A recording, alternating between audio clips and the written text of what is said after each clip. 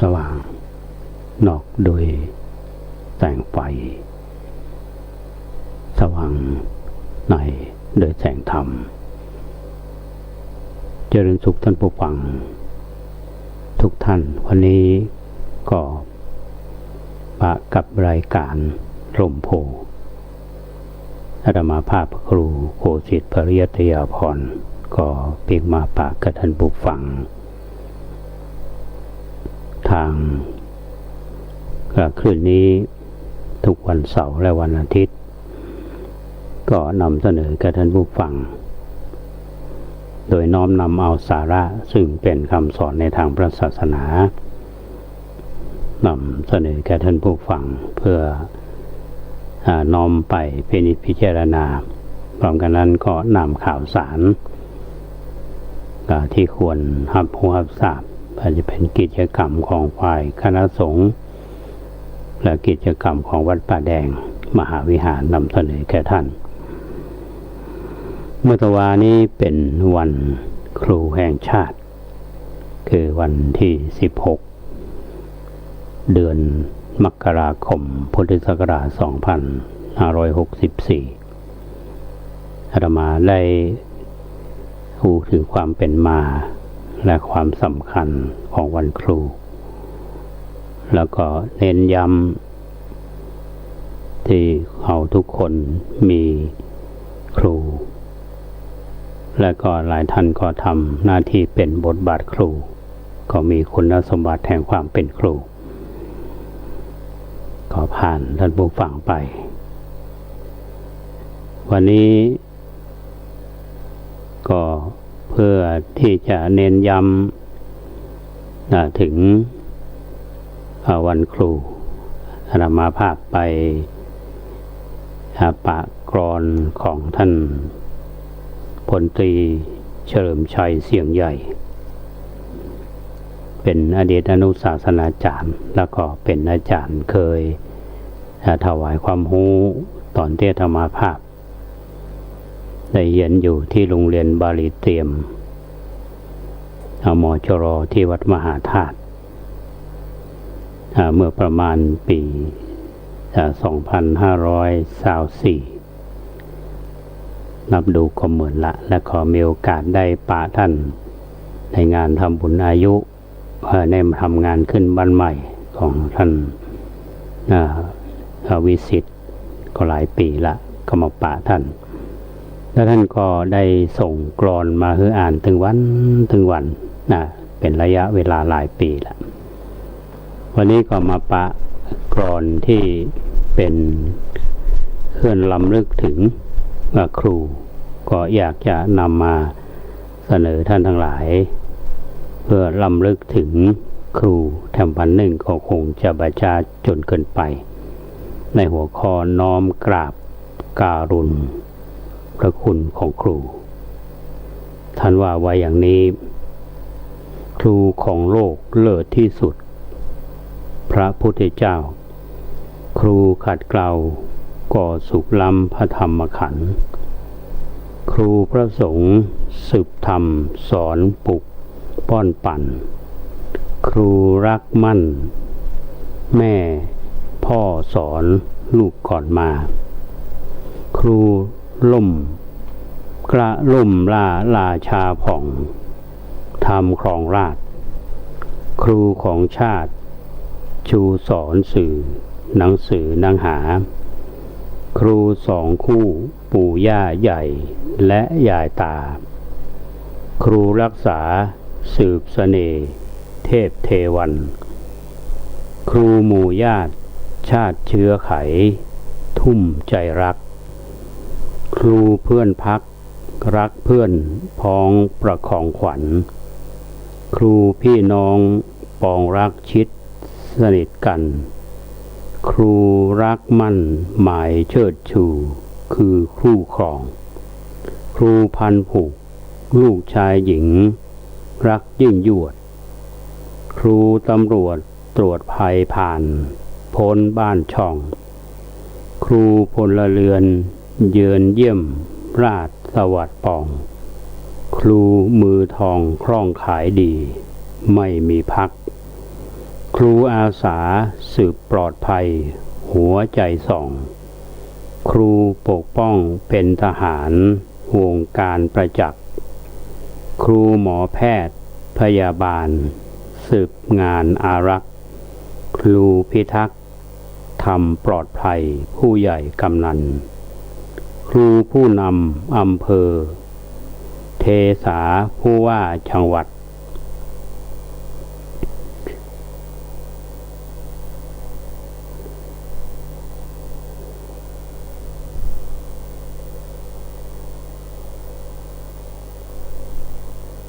ครูปลัดรัฐมนตรีความดีสร้างสรรค์ ครูศาลฎีกานายกสภารัฐารักกัน ครูยุติธรรมสรรสร้างสุขใจทุกคน ครูเกษตรศึกษาอุดมสังคมสุข ครูที่ทุกทั้งขัดทั้งแยงทุกแห่งทุกขน ครูชินชาชอบตอกย้ำกับความจน ครูรวยล้นรอทดลองจริงของใจ ครูหนาวเหน็บเจ็บป่วยมาเป็นว่าเล่น ครูแค่เห็นเหม็นหน้าผ่านฆ่ากันได้ ครูถูกมองคล่องพิเรนตะเวนไป ครูถูกไถถมเจ็บจุกมีทุกวัน ครูขึ้นขมคนใส่ไกลอบายมุข ครูถูกคุกคามชีวิตเต็มขีดขั้น ครูถูกชี้หนี้ไม่ลดถูกจดจัน ครูหนี้ตันเต็มสอนหรือดีพอ ครูตะลึงถึงวันครูสิทธิชูเชิด ครูประเสริฐสุดเล่าลือจริงหรือหนอ ครูรับผ่านพุ่มบุปผาน้ำตากรอ ครูจิตจ่อต่อเครื่องชูสิทธิบูชา ธูปเทียนธูปแทนคุณพระพุทธพิสุทธิ์ล้ำเทียนแทนธรรมนำสว่างกระจ่างล่า ดอกไม้แม้นแทนสงฆ์ชัดปลุกศรัทธา ถูกถึงป่าหญ้าแพรกไม่แหลกลาน ดอกเข็มแหลมแจ่มปัญญาคมกล้าเหลือ ดอกมะเขือเอื้อก้มดอกรู้คำครูขาน ข้าวตอกแตกตามครูบ่มอุดมการณ์สุดท้ายผ่านผ้ารองพิทักษ์เครื่องสักการกราบคุณครูชูเหนือเผ่าเครื่องเคารพกราบนอบนบซบศีรษะจิตอธิษฐานล่วงเกินใดได้โปรดให้อภัยทานสิทธิจักสารศึกษาเอื้อเต็มเยื่อใยจากลุกก่อนต้อนรับเหนายิ่งเคารพจากนอบนบแน่นคำนับคอยรับใช้จากเชื่อฟังอย่างท่วนทั่วเต็มหัวใจจากอยู่ใกล้ไฟอุปถากอย่างภาคเพียรจากทุ่มเพียรเรียนพล้ำเล่าโดยเคารพศิษย์ศาสตร์จบเจนฟังขานคิดอ่านเขียนจักถือครูชูสำแดงต่างแสงเทียนสถิตเสถียรคือทิศทางงามอย่างครูหน้าที่ครูชูศรัทธาทั้ง5อย่างแนะนำทางอย่างดีสมไร้ข่มขู่ชี้เงื่อนเขาเข้าใจเลิศชมเชิดชูศีลศาสตร์สู้สั่งสอนสิทธิมิปิดบังยกย่องดีมีสามารถประกาศกิจป้องกันสิทธิทิศยืนย้อนเดินนอนนั่งทรงสิทธิสุขทุกทิศรู้แม้ครูยังย้อนอีกฝั่งฝากเรือจ้างครูอย่างเดิมวัยเรียนเต็มเข้มแม้ป่วยสอนด้วยรักวันหยุดมิพักหักพักผ่อนยังสอนเสริม ข้าวน้ำขนมนมเนยหานำมาเติมฟรีหวังเพิ่มพลังสิทธิ์พอเรียนต่อไปทั่วสารทิศจิตก้าวหน้าทุกอาชีพคือถือประทีปธรรมฉายส่องชีพผ่องใสไปทุกที่ดีทุกคราวจนก้าวไกลอยู่ให้ได้ด้วยความจริงอย่าทิ้งกันชั่วอย่าทำความดีสร้างอย่ายั้งหยุดใจพิสุทธิ์สืบธรรมะอุปถัมภ์ไม่หยาบยิงจริงที่เหลือจงเชื่อกรรมดีจะนำให้ได้ดีทุกที่ไปทั้งใกล้ไกลให้รู้นะสิทธิ์ครูคิดถึงสักวันหนึ่งนะที่ขอครูรอได้รักเพียรฝึกฝนศึกษาปัญญาไวชีพสดใสได้ศักดิ์ศรีสิทธิ์มีครูสุดท้ายย้ำจำดีทิพย์เต่า13ดีงอกงามตามเต่าไม่มีใครหลู่ถอยหลังล้มลอยหน้ายกให้ลูกดูใจกินอยู่อย่างเต่าง่ายสบายตนใครอร่อยถอยหลังกลบสยบเคล็ดรับใจเด็ดด้นว่ายน้ำเลิศล้ำผลอายุยืนหยิบยื่นภาระสัจจะดลเดินไกลทนทั้งกัดขบรู้หลบภัยรู้ปรับตัวต่อต้านภัยทำให้เก่งเป็นชื่อเพลงเพราะเคยพาชีพอาศัย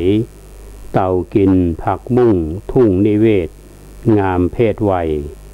รับโชคชัยให้สรรพสิทธิ์ไปคิดดูวันครูนี้มีความหวังอีกครั้งแล้วสิทธิ์หวังแววหวังครูได้สบายอยู่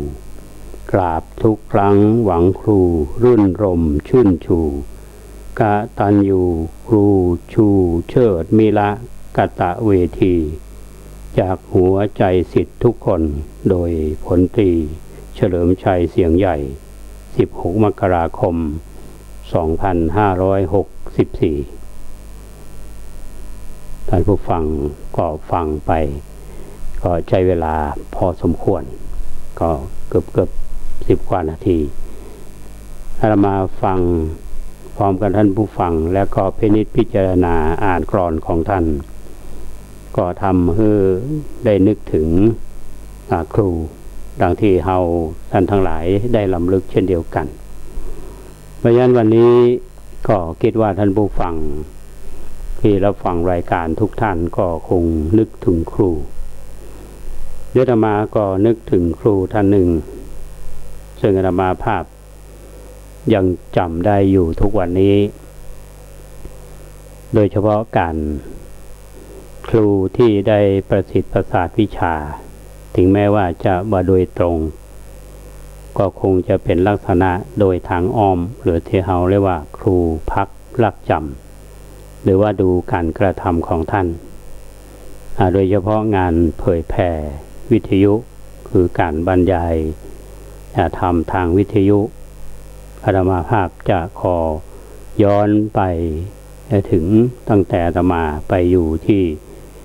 กรุงเทพมหานครตั้งแต่ปี2521แล้วก็เข้าศึกษาในมจร.โดยพำนักพักอาศัยอยู่ที่วัดมหาพุทธารามเขตบางรักกรุงเทพมหานครอาตมามีโอกาสได้รู้จักโดยความเมตตาธรรมของท่านก็คือพระเดชพระคุณทศคุณพระราชรัตนาภรณ์วิสุทธิสาโรปัจจุบันนี้ท่านเป็นเจ้าวาดวัดอมรคีรีเป็นเจ้าคณะเขต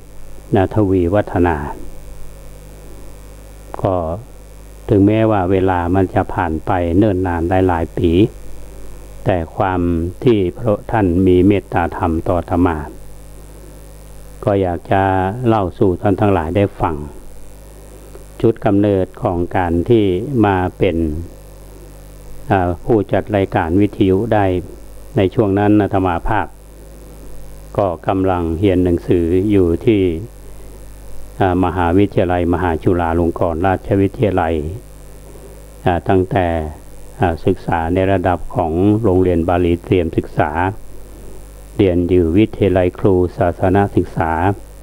แล้วก็เรียนอยู่คณะครุศาสตร์ช่วงที่ศึกษาอยู่ที่คณะครุศาสตร์นั้นท่านอาจารย์พันจุคุณพระราชปริยัตยาภรณ์หรือตอนนั้นท่านใช้ชื่อการจัดรายการวิทยุว่าวิสุทธิสาโรภิกขุท่านได้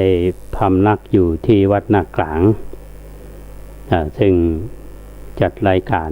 ทางสถานีวิทยุกองพลที่ 1รักษาพระองค์และก็มีกัลยาณมิตรแถมท่านหนึ่งก็คือท่านธรรมวาทีหรือท่านอาจารย์พระมหาอินตาศีลสังวโรก็เป็นคนเชียงใหม่เหมือนกันท่านก็จัดรายการธรรมะให้ญาติโยมได้ฟังก็คือรายการเปิดประตูพระนิพพานอาตมาพบท่านครั้งแรกท่านมาศาสนกิจที่วัดมหาพุทธารามเรามีโอกาสได้ไปกราบท่านแล้วก็ได้ฉันเพลพร้อมกับท่านก็ออกปากชวนอาตมาไปช่วยงานซึ่งท่านก็บรรยายธรรมทางสถานีวิทยุแล้วท่านก็ให้โอกาสอาตมาไปสนองงานกิจกรรมที่วัดนากลางอย่างเสมอทุกครั้งก็เหมือนเปิดโอกาสให้อาตมาภาพมีครั้งหนึ่งท่านก็พาญาติโยมไปทำบุญที่เพชรบุรีในงานสลากพัดเท่าที่จำได้ท่านก็บอกญาติโยมในรถบอกว่าพรุ่งนี้จะนิมนต์ท่านอาจารย์พระมหาธีรพงศ์ไปบรรยายธรรม ที่รายการธรรมะแสงสว่างทางใจสถานีวิทยุของพลที่ 1รักษาพระองค์อาตมาก็เป็นครั้งแรกที่ในชีวิตถ้าหาออกปากปฏิเสธวันนั้นก็คงบ่มีวันนี้แต่ก้มหน้ายินดีรับตะวันรุ่งขึ้นนั้นเพิ่นเฮืออาตมาพาไปทำรายการวิทยุเพราะฉะนั้นทั้งคืนเนี่ยอาตมาต้องเตรียมเรื่องก็หมายความว่าเขียนบทตั้งแต่เจริญสุขจนถึงเจริญพรก็จำได้ว่าครั้งนั้นนี้ได้นำเรื่องหัวข้อธรรมะไปญาติโยมแต่หัวข้อเรื่องนี้จำมาได้ละแต่ว่าจำเรื่องที่ประกอบก็คือเรื่องของพระเจ้าวิทุรภะก็คงจะเรื่องของวรรณะดังที่อาตมาเคยเล่าให้ท่านทั้งหลายได้ฟังกันก็เป็นครั้งแรกในชีวิตที่จัดรายการจำได้ว่าผู้ควบคุมเสียงในวันนั้นคือคุณเสน่ห์ทองอินซึ่งตอนนี้เสียชีวิตไปแล้วเหตุการณ์นั้นก็ผ่านมาหลายสิบปีแล้วเป็นครั้งแรกเพราะฉะนั้นตลอดระยะเวลาที่อาตมาภาพเรียนอยู่ที่มหาจุฬาไม่เมื่อใดท่านติดศาสนกิจที่เชียงใหม่ก็ดีต่างจังหวัดก็ดีหรือมีงานในกรุงเทพก็ท่านจะมอบหมายให้อาตมาภาพไปทำรายการในรายการธรรมะแสงสว่างทางใจเวลา9 โมงครึ่งเสร็จแล้วก็ออกแถมคลื่นหนึ่งคือรายการธรรมะประยุกต์จบแล้วก็นั่งรถสาย53มาลงที่ตรอกมหาธาตุแล้วก็เรียนที่มหาจุฬาทำอย่างนี้ตลอดตรงนี้ก็ถือว่าธรรมาภาพได้โอกาสจากท่านเพราะฉะนั้นในช่วงที่ธรรมาภาพเรียนอยู่ที่มหาวิทยาลัยมหาจุฬาก็ได้รับความเมตตาธรรมโดยการแนะนำและรู้จักญาติโยมที่เคยรู้จักมักคุ้นกันท่านยังมีเมตตาเผื่อแผ่มาถึงงานพัฒนาที่วัดบ้านกลางอำเภอลีจังหวัดลำพูนตัวเป็นเมตตาธรรมของท่านและธรรมาภาพก็ศึกษาอยู่ที่มหาจุฬาจบแล้วก็ลาท่านมาสอนหนังสืออยู่ที่โรงเรียนธรรมราชศึกษาวัดพระสิงห์ไปกราบลาท่านเมื่อเพิ่นทราบความตัดสินใจของอาตมาท่านก็บ่ได้ห้ามจะได้แต่ลึกๆนี่อาตมาก็อ่านใจท่านจริงๆแล้วท่านต้องการให้อาตมาช่วยงานเผยแผ่ที่อยู่กรุงเทพ ในขณะที่เราอยู่กรุงเทพนั้นเพิ่นก็เปิดโอกาสให้ธรรมาภาพนำกัลยาณมิตรที่เป็นสหธรรมิกอย่างใหม่มีหลายท่านอย่างท่านมหาสมบูรณ์ซึ่งนี้ก็กับลาสิกขาแล้วออกมาเป็นอนุศาสนาจารย์ของกรมราชทัณฑ์ก็เสียชีวิตไปแล้วและมีอีกท่านหนึ่งนั่นก็คือพระมหาประเสริฐปัจจุบันนี้ใช้ชื่อว่าคิรินหินคงนะครับก็มีโอกาสได้ทำงานโดยการที่มหาจุฬาตอนนั้นท่านจะให้โอกาสธรรมาภาพนิมนต์ก็จำได้ว่าเป็นครั้งแรกในชีวิตที่พระมหาประเสริฐหรือคุณคิรินหินคงที่ไปทำรายการวิทยุที่สถานีวิทยุของพลที่หนึ่งก็เป็นบทบาทที่ทำตอนอย่างที่เป็นนิสิตก็มาทำงานที่มหาจุฬาจนญาติโยมในช่วงที่อาตมาภาพทำงานอยู่ที่มหาจุฬาท่านก็ขึ้นมาเชียงใหม่ท่านก็เมตตาตลอดท่านก็ฮักลูกศิษย์ในบางครั้งเหมือนกับท่านเหมือนในบางโอกาสท่านก็เป็นครูบาอาจารย์ในบางโอกาสนั้นท่านก็มีเรื่องปรึกษาเพื่อความเมตตาธรรมตลอดในช่วงที่อาตมาภาพไปศึกษาต่อที่อินเดียนอกจากท่านจะส่งขึ้นเครื่องไปอินเดียและยังมีโอกาสได้ไปเยี่ยมที่ตอนที่ศึกษาอยู่ประเทศอินเดียทำงานที่มหาจุฬาทุกครั้งตอนที่อาตมาภาพเป็นผู้อำนวยการวิไลสงฆ์เชียงใหม่ก็ดีเป็นรองอธิการบดีก็ดีอาตมาภาพจะลงไปกราบท่านทุกครั้งตอนที่ไปประชุมทุกครั้งจะต้องแวะไปที่วัดวัดอมรคีรีอันนี้เป็นความเมตตาธรรมของพระเดชพระคุณท่านเจ้าคุณพระราชปริยัตยาภรณ์และท่านวิสุทธิสาโรซึ่งอาตมาภาพก็ถือว่าเป็นครูบาอาจารย์ท่านหนึ่งที่ประสิทธิ์ประสาทความรู้และถ่ายทอดประสบการณ์เพื่ออาตมาภาพในการดำเนินทำรายการจนถึงทุกวันนี้ที่ปี 2564 แล้วระยะหลังนี้อาตมาภาพก็ได้มีโอกาสเข้าไปกราบท่านที่กรุงเทพแต่ก็ยังน้อมระลึกถึงคุณพระคุณอันยิ่งใหญ่ที่ครูบาอาจารย์ได้มีเมตตาต่ออาตมาภาพต่อถึงวันนี้อันนี้ก็ถือว่าเป็นการให้โอกาสอาตมาภาพแล้วอาตมาภาพก็มีโอกาสได้เผื่อแผ่ให้กับบรรดาศิษยานุศิษย์แล้วก็มีโอกาสได้ทำงานในสถาบันการศึกษาโดยเฉพาะมหาวิทยาลัยสงฆ์ถ้าหากว่าบ่มีท่านคือการสนับสนุนมาตั้งแต่ต้นทางด้านการศึกษาทางด้านงานทำงานการเผยแพร่ทางการสนับสนุนให้เรียนต่อในระดับของปริญญาโทและการให้กำลังใจในการทำงานอยู่ที่มหาวิทยาลัยมหาจุฬาจนครบ25 ปีถึงแม้ว่าจะออกมาแล้วจากมหาจุฬามาทำงานเป็นเจ้าวาดวัดป่าแดงเป็นเจ้าคณะตำบลท่านก็ให้กำลังใจและเป็นที่ปรึกษาด้วยดีเสมอมาแต่ท่านก็ยังเมตตาเอาตอนที่ยังมาอยู่ที่วัดป่าแดงตั้งแต่วินาทีแรกที่ปะท่านเมื่อหลายปีก่อนนะวันนี้เมตตาธรรมของท่านก็เหมือนน้ำฝนก็ยังฉลมอยู่ในหัวใจของอาตมาทำให้มีกำลังในการที่จะทำงานเผยแพร่ทางพุทธศาสนานี่ก็สืบทอดอุดมการณ์ที่ท่านทำถึงแม้เวลานี้ท่านก็ยังจัดรายการวิทยุอยู่ซึ่งงานที่ท่านฮักหลังจากที่ท่านได้ศึกษาจบมาท่านก็ทำหน้าที่นี้ที่นำมาเล่าให้ท่านทั้งหลายได้ฟังนะถ้ามองเป็นเรื่องส่วนตัวก็อาจจะเป็นส่วนตัวถ้าจะมองในแง่ของการสร้างคนหนึ่งขึ้นมามันต้องมีคนสนับสนุนอย่างกำลังใจที่ได้การสนับสนุนที่เป็นเฮือธรรมาภาพเหมือนกับญาติโยมท่านผู้ฟังทุกท่านที่ติดตามรับฟังรายการร่มโพของอาตมาภาพมาตั้งแต่ต้นตั้งแต่เริ่มจัดรายการอยู่ที่ทหารอากาศและทุกวันนี้ก็ยังดำเนินรายการอยู่ถึงแม้ว่าสุขภาพร่างกายก็จะ ก็บดีเท่าที่ควรแล้วก็เป็นกำลังใจอันนี้ที่นำมาอู้ท่านทั้งหลายนี้จะมองในแง่ของครูบาอาจารย์ที่คือการสนับสนุนซึ่งถ้าหากว่าบ่มีพระเดชพระคุณท่านเจ้าคุณพระราชปริยัติยาภรณ์หรือท่านวิสุท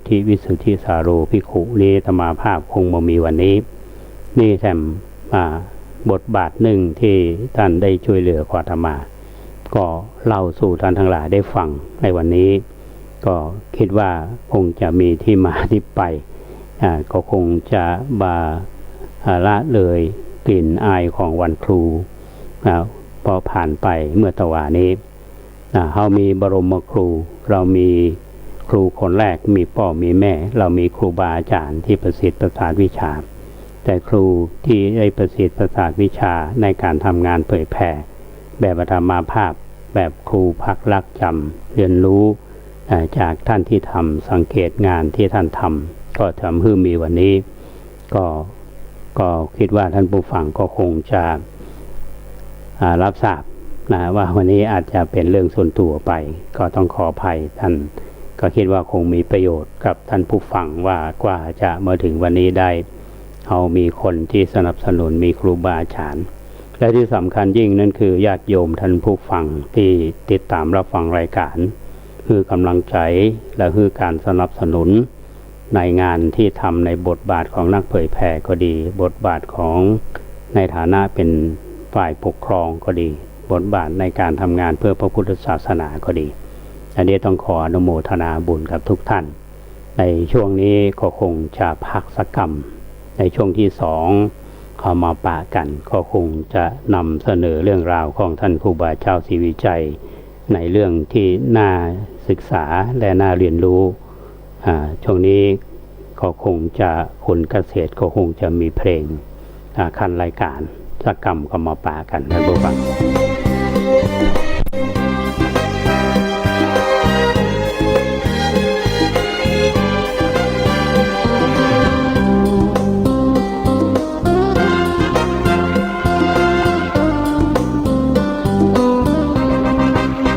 กรรมดีกว่ามงคลสืบสานกุศลความดีเติมต้นดีกว่านั่งเคล้าของขลังพระเครื่องตระกุดปลุกเสกว่าแสนฉมังคาดนัวแขนมังมัวนึกว่ายังได้คุ้ม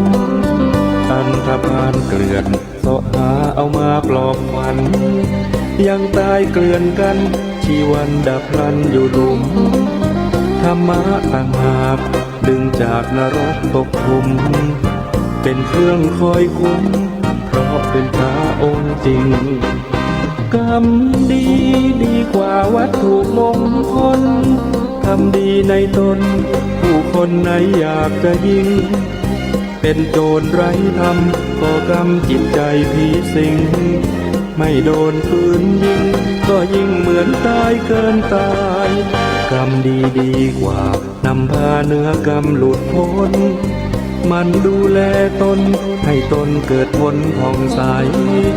เมื่อบริสุทธิ์ผ่องผุดทั้งกายและใจจะจำเป็นไหมต้องใช้วัตถุมงคล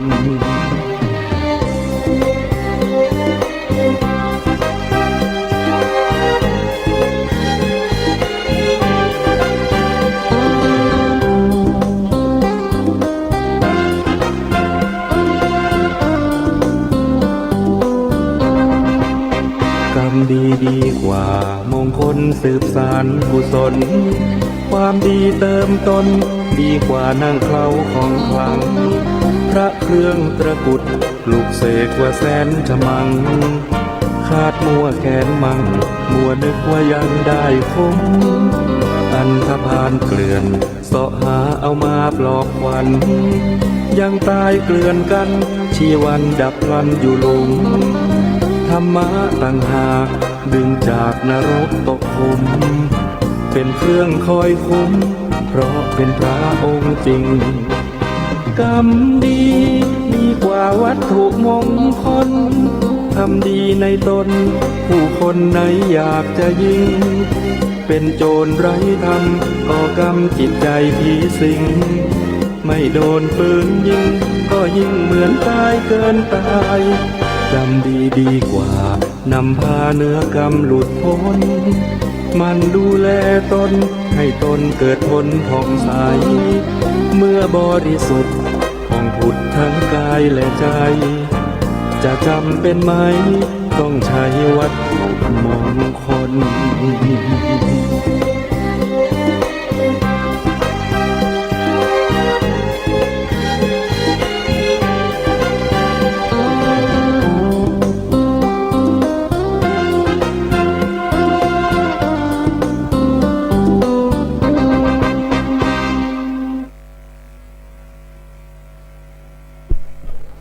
ท่าน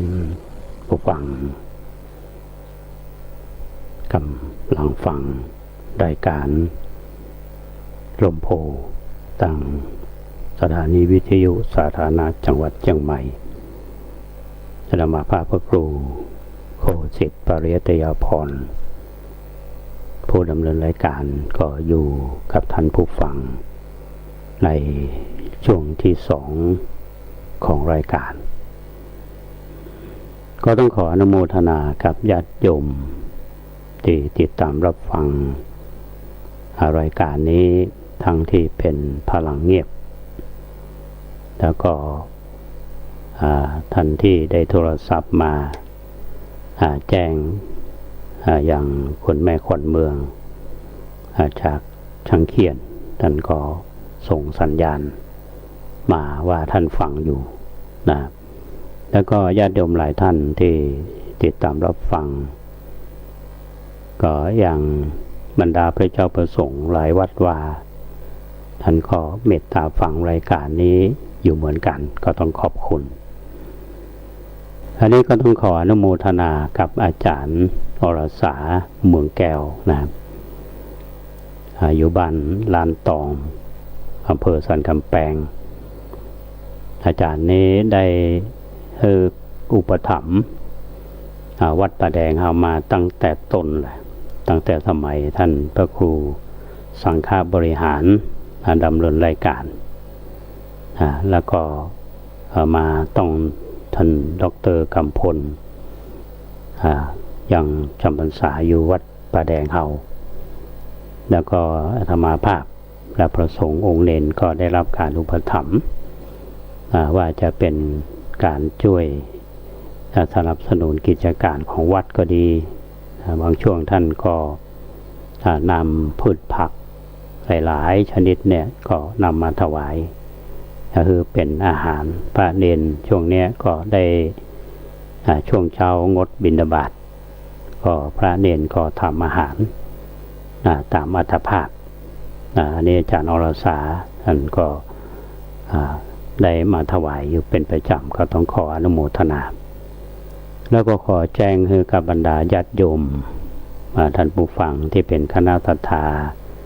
วัดป่าแดงเฮาหรือหลายท่านที่รู้จักคุณแม่สุนทรีสันทนาวิจิตรคุณแม่นั้นได้ให้การอุปถัมภ์วัดป่าแดงเฮามาตั้งแต่ต้นแต่อาตมาภาพมาอยู่อย่างต่อเนื่องท่านเรียกว่าเป็นพลังท่านที่คือการสนับสนุนพระมาทุกรูปทุกองค์ได้มาอยู่วัดป่าแดงเฮาอุปถัมภ์ข้าวน้ำโภชนาอาหารทำบุญที่วัดช่วงนี้คนแม่ได้รับการผ่าตัดผ่าน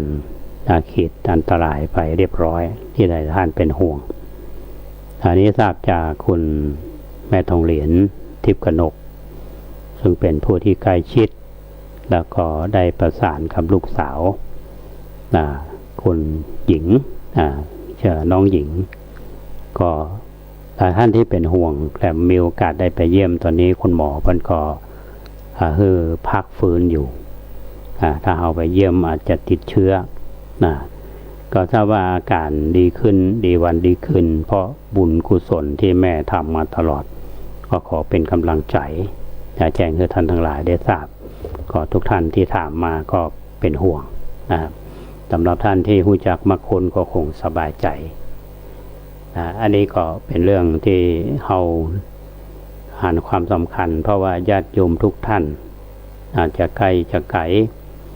สถานทาวัดป่าแดงก็ดี วัดท่าสะตอยก็ดี วัดสันปะคอยก็ดีสถาเอาหรือที่อื่นนี่ที่มาอุปถัมภ์สนับสนุนวัดป่าแดงเขาด้วยความฮักและความเป็นห่วงเจตนาดีธรรมาภาพก็ต้องขออนุโมทนาอันนี้เป็นเรื่องที่เราท่านทั้งหลายในฐานะที่เป็นกัลยาณมิตรซึ่งกันและกันตุเจ้าก็ได้ญาติโยมอุปถัมภ์ตุเจ้าเขาก็ทำหน้าที่ของพระเขาแล้วเป็นกำลังใจซึ่งกันและกันเป็นกัลยาณมิตรซึ่งกันและกันคือกำลังใจซึ่งกันและกันในช่วงที่สถานการณ์โควิดเนี่ยนี่เราท่านทั้งหลายก็พยายามที่จะดูแลตัวเองโดยเฉพาะอย่างยิ่งการดูแลตัวเองนะครับช่วงสายๆวันนี้อาตมาภาพได้มีโอกาสฟังการสนทนาธรรมระหว่างท่านบวชิระเมธีไร่เชิญตะวันกับคุณสุทธิชัยยุ่นฟังแล้วเขาก็มีความชื่นใจว่า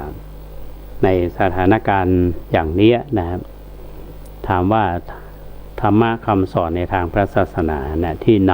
ำมาใช้ในสถานการณ์ของระบาดของไวรัสโควิดได้ก่อนเมื่อเรามาฟังแล้วธรรมาก็มีความชื่นใจว่าในสถานการณ์อย่างนี้มีอันหนึ่งที่เป็นเรื่องที่ท่านได้สนทนากันมันตรงกับอาตมาภาพได้เทศธรรมอันนั้นที่งานศพที่ศาลาวัดพระแดงเขาเนี่ยว่าถึงเรื่องของอนิจจังคือความเปลี่ยนแปลงความเที่ยงแท้แน่นอนแล้วก็เรื่องของมันหนึ่งนั่นก็คือเรื่องของมรณานุสติเรื่องของความมีสติความบ่ประมาทในสถานการณ์อย่างนี้ท่านผู้ฟังลองคิดดูเนาะเรามองในแง่ของปัจเจกโดยเฉพาะตัวบุคคล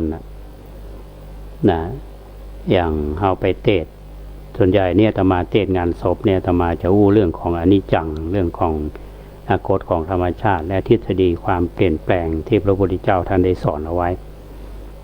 นั่นก็คือยอมรับว่าทุกอย่างมันเปลี่ยนแปลงสถานการณ์ทุกอย่างมันเปลี่ยนแปลงไปทุกขณะอย่างในสถานการณ์เมื่อก่อนเราก็ต้องอยู่กันแบบประมาทแต่ว่าตอนนี้เราก็ต้องทำตัวต้องบ่ประมาทแล้วก็มีสติอยู่ทุกเมื่อสติต้องกำกับอยู่เสมอบ่ประมาทถ้ามองในชีวิตประจำวันนี่เราสามารถที่จะนำหลักธรรมในทางพระพุทธศาสนาของเรามาบูรณาการได้บางทีเราจะบอกว่าโลกนี้มันเจริญนะมันเป็นโลกาภิวัตน์อาตมาชอบคำหนึ่งที่ท่านววชิระเมธีท่านได้ใจคำว่าโลกาภิวัตน์เนี่ยคู่กับโปรคาภิวัตน์อย่างวันก่อนที่อาตมาในรายการว่าการที่เรามีความเจริญเดินทางไปหากันทั่วโลกเนี่ยทุกสายการบินเนี่ยที่เขาไปมาหาสู่กันคนหลายชาติเขาไปมาหาสู่กันในขณะเดียวกันเนี่ยมันก็มีโรคภัยไข้เจ็บไปตุยปัญการระบาดของเรื่องโควิดก็ดีหรือโรคอื่นๆก็ดีมันก็ไปกับความทันสมัยก็อยู่กับว่าเราจะต้องมีสติท่านได้กล่าวว่าสติเนี่ยสามารถที่จะนำมาใช้ในสถานการณ์ปัจจุบันได้ใจด้วยทุกวงการไม่ว่าจะเป็นวงการทางศาสนาไม่ว่าวงการทางการเมืองไม่ว่าการเมืองระดับหมู่บ้านระดับท้องถิ่นแม้แต่ระดับประเทศแม้แต่ระดับโลกประเทศที่เคยว่ายิ่งใหญ่เป็นหมายเลขหนึ่งของโลกต่อไปอาจจะไปใจหมายเลขหนึ่งเพราะสถานการณ์มันเปลี่ยนคือความอนิจจังมันปรากฏเป็นในสถานการณ์อย่างนี้ท่านผู้ฟังเขาจะหันได้ในภาวะของผู้นำไม่ว่าจะเป็นผู้นำระดับหมู่บ้านก็ดีระดับจังหวัดระดับประเทศหรือระดับโลก แต่ถ้าหากว่าเป็นผู้นำในลักษณะที่มีอัตตาจนเกินไปอย่างผู้นำบางประเทศใหญ่เนี่ยนะเปิ้นฮือใส่หน้ากากอนามัยก็บ่ใส่ก็บอกมันเป็นสิทธิเสรีภาพมันเป็นประชาธิปไตยปรากฏว่าประเทศนั้นนี้สถิติตอนนี้ตัวเลขพุ่งขึ้นอย่างน่าใจหายเพราะเป็นประเทศประชาธิปไตยเป็นเสรีภาพแต่รู้สึกว่าสุขจำกัดเสรีภาพเพราะฉะนั้นมันต้องดึงกลับมาก็คือความมีสตินี่ก็สอนใจกันอยู่เสมอก็เป็นประเด็นที่เราน่าสนใจก็เล่าสู่ท่านผู้ฟังได้ฟังกันทีนี้ปิกมาเรื่องของครูบาเจ้าศรีวิชัยท่านผู้ฟังตะวาเนี่ยธรรมาภาพก็ได้ทิ้งท้ายไว้เรื่องการทำธุดงค์ของครูบาเจ้าโดยเฉพาะเรื่องบิณฑบาตท่านนำมาเล่าเรื่องการปิดฝาบาทของครูบาที่ปิดฝาบาทก็คือโยมใส่บาทที่เราไปตะวาเนี่ยนะครับก็แล้วก็เรื่องการฉันอาหารบิณฑบาตของท่านอาหารที่บางรายการนะท่านก็ห้ามเพื่อดูแลสุขภาพนั่นก็คือการมีสติของท่านนั่นเองทีนี้ก็อยากจะเล่าให้ท่านผู้ฟังได้ฟังกันว่าหลังจากที่ครูบาเจ้าศรีวิชัยได้มรณภาพและขอพระราชทานเพลิงศพที่วัดจามเทวีไปซึ่งในกำหนดงานนั้นเป็นบอกงานชาปนกิจศพนะครับแต่จริงๆแล้วเป็นการพระราชทานเพลิงศพโดยพระเดชพระคุณท่านเจ้าคุณพระเทพเวทีในตอนนั้นเป็นสังฆมนตรีฝ่ายงานปกครองก็คือพระพิมลธรรมนะฮะอดีตเจ้าวาดวัด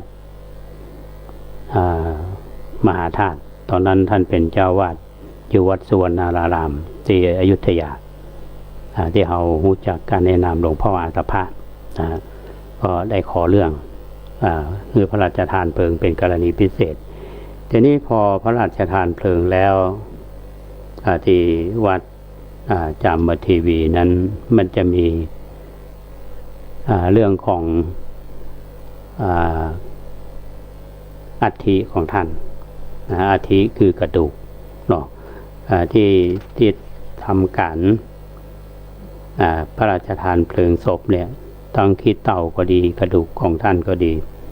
ทิฏยานุสิทธิ์ก็ได้นำไปก่อเป็นกู่ไปทำเป็นสารูป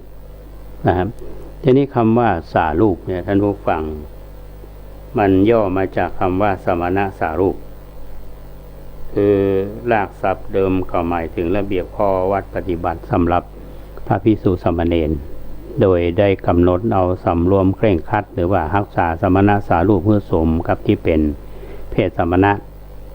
ต่อมามันก็กร่อนมาเป็นคำว่าสารูป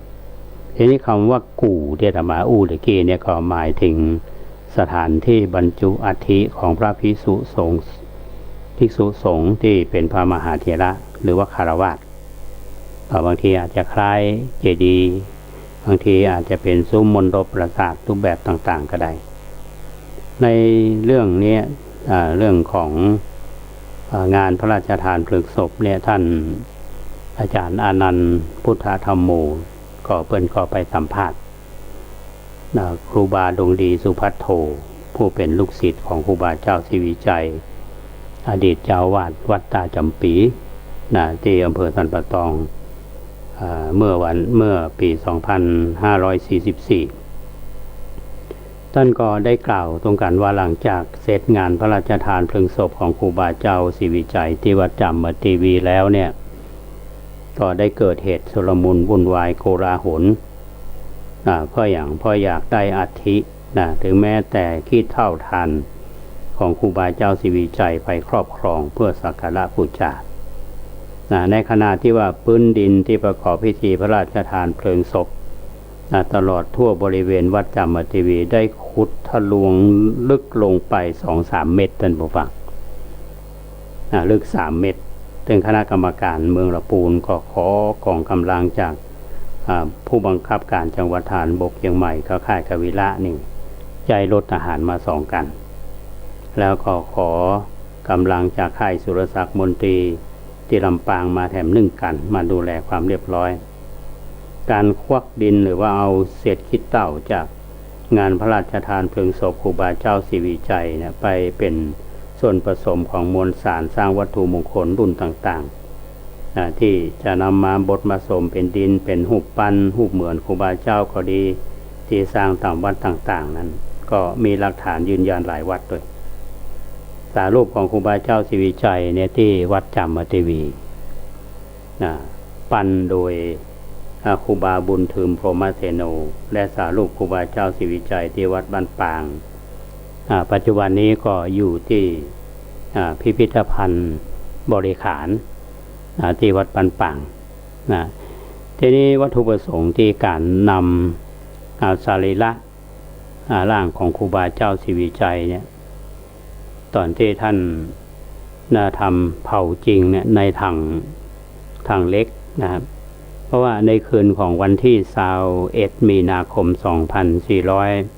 2489 นั้นก็เพื่อที่จะให้ได้ปริมาณของอาทิหรือขี้เถ้าอยู่นะครับเพราะฉะนั้นทางคณะกรรมการจัดงานพระราชทานเพลิงศพทั้งฝ่ายบรรพชิตทั้งฝ่ายคฤหัสถ์ก็มีข้อตกลงกันในฝ่ายคณะสงฆ์ในตอนนั้นมีเจ้าคณะจังหวัดลำพูนก็คือพระเดชพระคุณท่านเจ้าคุณพระมงคลยานมุนีวัดพระยืนพระครูประสาทจุตาคมและต่อมาท่านได้เลื่อนสมณศักดิ์เป็นพระราชจุตาจารย์เจ้าคณะจังหวัดลำพูนและครูบากองแก้วนาถากโรวัดมหาวันพร้อมคำรวยสิทธิโนเสียของครูบาบอกว่าจะเป็นท่านครูบาเขาปีก็ดีครูบาบุญถึมพรหมเสโนก็ดีครูบาแก้วคันธวังโสครูบาก้อนอุตโมครูบาชัยวงศาพัฒนานี่เป็นคณะกรรมการฝ่ายสงฆ์ในตอนนั้นที่ชื่อท่านทั้งหลายฟังเนี่ยท่านถ้ามีอายุหน่อยก็คงจะได้รู้จักนะยาดมาภาพนี่จะรู้จักท่านครูบาชัยวงศาพัฒนาท่านครูบาเจ้าเขาปีนะแต่ครูบาเขาปีนี่ตอนน้อยๆพอจำความได้นะตอนเป็นละอ่อนที่ไปร่วมงานฉลองโรงเรียนบ้านปางซ่านก็ดีพอนึกภาพออกแต่ว่าพอเป็นพระนี่เพิ่นได้มีโอกาสเข้าไปร่วมนะในส่วนคณะกรรมการที่เป็นฝ่ายคฤหัสถ์ท่านผู้ฟังคงจำได้คือเจ้าวรทัศน์ณลปูนหรอกท่านเป็นรัฐมนตรีช่วยว่าการกระทรวงมหาดไทยเจ้านานบุญมีตุงคณาธรนี่เป็นนักการเมืองท้องถิ่นแล้วก็นางศรีแก้วโนตานนท์อันนี้เป็นแม่ของคุณมาลีคุณมาลีเทพมณีซึ่งเป็นภรรยาของคุณสันเทพมณีอันนี้อดีตสสจังหวัดลำพูนเหมือนกันทีนี้กรรมการทั้ง2 ฝ่ายเนี่ยก็มีมติแบ่งอาทิครูบาเจ้าศรีวิชัยเนี่ยอย่างเป็นทางการมี6 ส่วนด้วยกัน6 ส่วนนี้เอาไปที่ไหนพ่องอันที่1ก็เอาไปที่วัดบ้านปางเพราะว่าเป็นถิ่นกำเนิดของท่านครูบาแถม5 ส่วนนี้ก็มอบให้ผู้รายการจังหวัดและเจ้าคณะจังหวัดของแต่ละจังหวัด5 จังหวัดนะครับแล้วก็ลงลายเซ็นตัวนะครับแล้วก็มีจังหวัดไหนพ่องจังหวัดลำพูนเชียงใหม่ลำปางเชียงรายแปร่เนาะส่วนจังหวัดลำพูนนั้นก็นำไปบรรจุไว้ที่วัดจามเทวีให้ท่านผู้ฟังถ้ามีเวลาเนี่ยก็ลองไปเนาะอาตมาแวบไปหลายเตือในฐานะที่เป็นลูกหลานของเมืองลี้ก็คือจะเป็นลานเป็นโลนเพราะเป็นของครูบาเจ้าศรีวิชัยไปวัดจามเทวีก็มีรายละเอียดอาตมาจะนำมาเล่าฟังในวันโอกาสต่อไปว่าที่วัดจามเทวีเนี่ยมีอย่างที่น่าสนใจคือเรื่องของครูบาแล้วนอกจากนั้นก็ไปบรรจุที่วัดสวนดอกวัดสวนดอกนี่จะมีกู่ และสารูปของเปิ้นนะฮะใกล้ๆกับอาคารห้องสมุด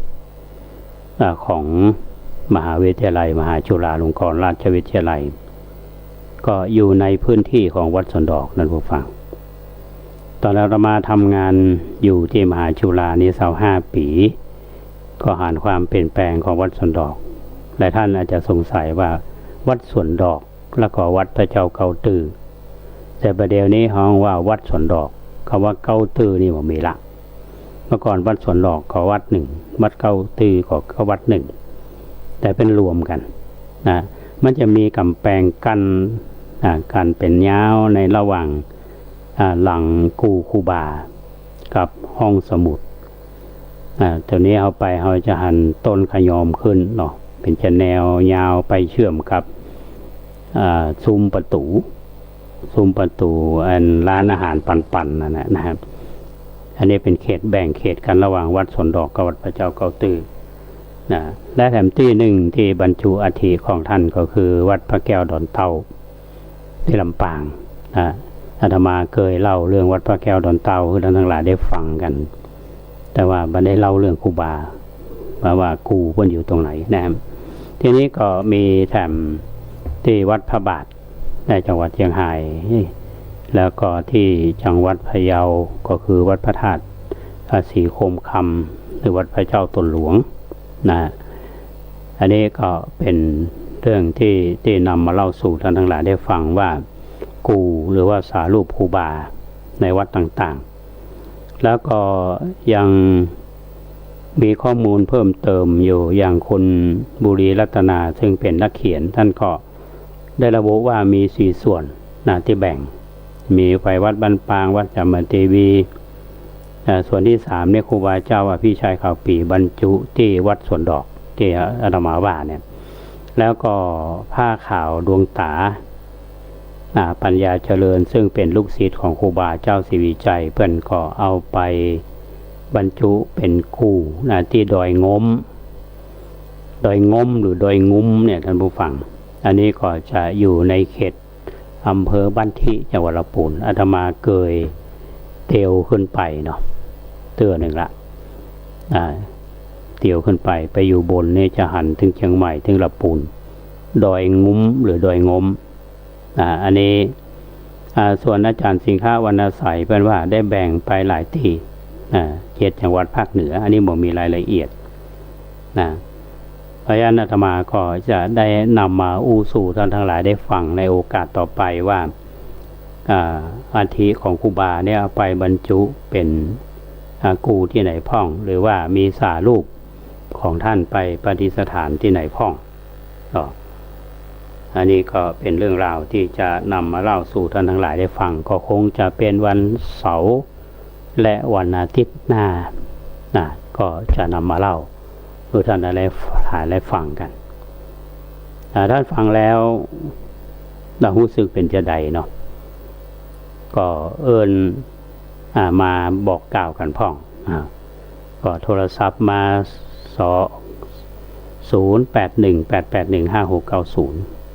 0818815690บางทีก็เป็นพลังเงียบหลายท่านที่ฟังอยู่นะครับเหมือนกาโยมอยู่ที่สันทรายเนี่ยเพิ่นมาทำบุญห่วมบูรณะบันไดนาคเพิ่นก็ว่าฟังท่านพระครูอยู่ที่เล่าเรื่องของครูบาเจ้าศรีวิชัยอาตมาภาพว่าอาตมาทำหน้าที่ในฐานะที่เป็นคนลี้พอเพิ่นฮู้อาตมาว่าอยู่ลี้เนี่ยท่านก็บอกโอ้ดีละ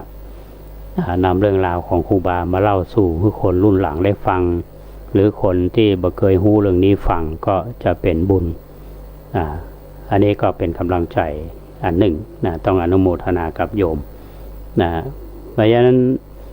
ช่วงเวลาที่เหลืออยู่นี่ 2-3 นาทีท่านผู้ฟังวันก่อนนี้อาตมาภาพได้แจ้งคือท่านทั้งหลายได้รับทราบว่างานพระราชทาน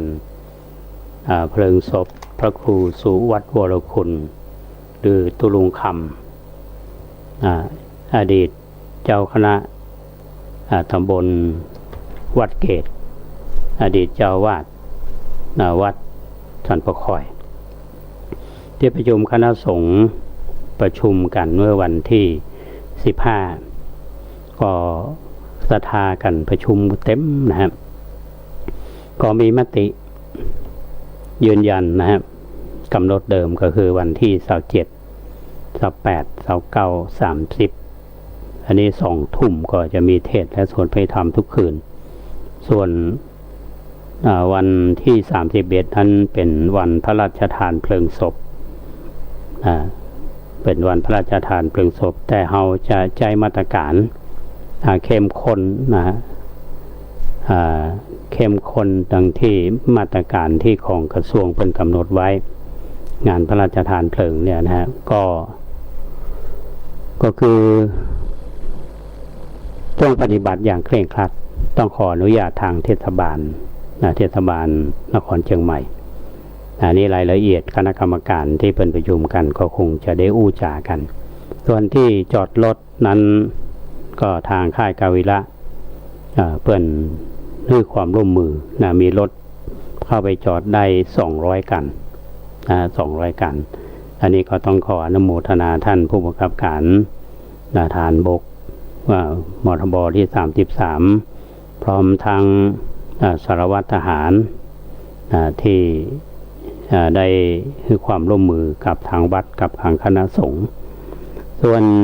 กำหนดการนั้นในวันที่31นั้นก็จะมีการก็เรียกว่าสวดช่วงเวลาของ9 โมงเนี่ยพระจำนวน35 รูปสวดอทิตตปริยสูตรแล้วก็ถวายเพลตอนเที่ยงก็รับประทานอาหารกลางวันบ่ายโมงก็มีการประกอบพิธีถวายผ้าไตรบงสุกุลแล้วก็บ่าย2 โมงครึ่งก็ทอดผ้ามหาบังสุกุล15 บ่าย 3 โมงเนี่ยประกอบพิธีพระราชทานเพลิงศพแล้วก็16เนี่ยก็ประชุมเพลิงเป็นกำหนดการคร่าวๆก็ท่านผู้ฟังที่รับฟังรายการนี้ก็คงเป็นการเผยแพร่ข่าวก่อนท่านพระครูรัตนสุตตสุนทรก็ฝากข่าวมาว่าขอให้ออกรายการวิทยุฮึกรรมอันนี้ก็ได้เผยแพร่ข่าว